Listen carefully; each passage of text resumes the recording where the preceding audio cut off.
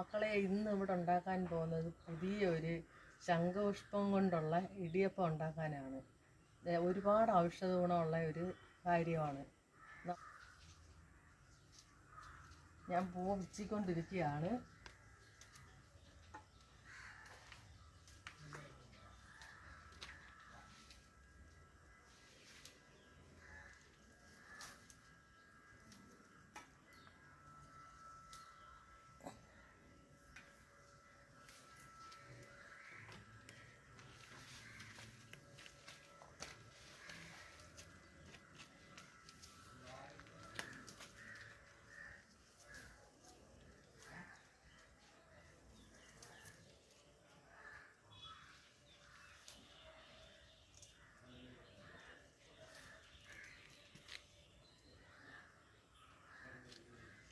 ഞാൻ താണ്ടെ പുഷ്പം പിച്ചി എടുത്തിട്ടുണ്ട്.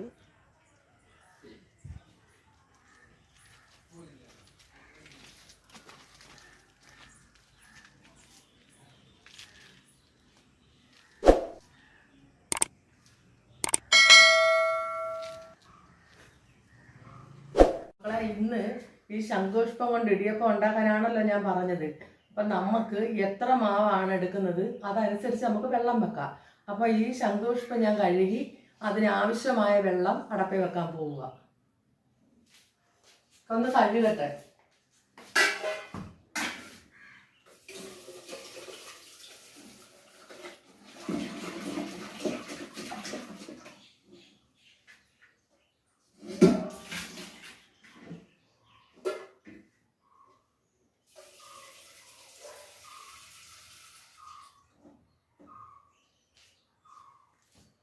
നമ്മൾ ഇത്രയും വെള്ളം എടുത്തിട്ടുണ്ട്.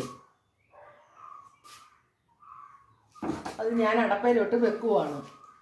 ഇത് തിളച്ചതിന് ശേഷം നമുക്ക് കാണാം.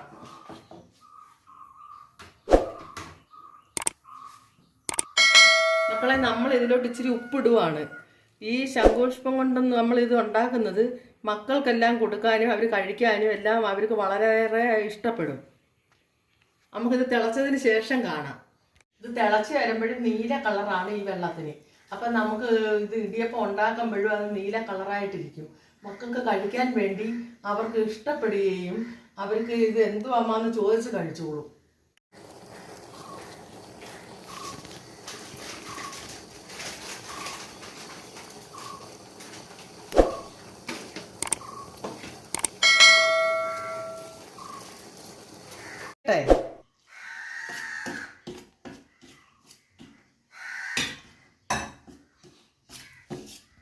ഞാൻ മാവ് നനച്ചുകൊണ്ടിരിക്കുവാണ്.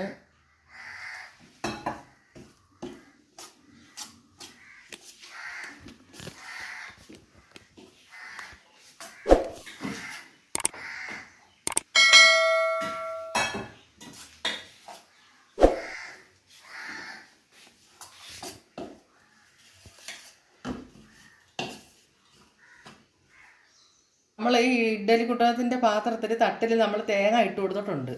അതിൻ്റെ പുറത്താണ് നമ്മളിത് വീഴ്ച കൊടുക്കേണ്ടുന്നത്. നമ്മുടെ ശംഖുപുഷ്പം കൊണ്ടുള്ള ഇടിയപ്പം ഇവിടെ റെഡി ആയിട്ടുണ്ട്. ഇന്ന് ശംഖുപുഷ്പത്തിനകത്ത് പൂ കുറവായിരുന്നു. നിങ്ങൾ തോനെ പൂ വെച്ച് ചെയ്താൽ നല്ല കളറായിട്ട് കിട്ടും. ഇത് നമുക്ക് പൂ കുറവായതുകൊണ്ട് കളർ കുറവാണ്. എന്നാലും നിങ്ങളത് ചെയ്ത് നോക്കണം. രുചികരമായിട്ടുള്ള ഇടിയപ്പമാണ്.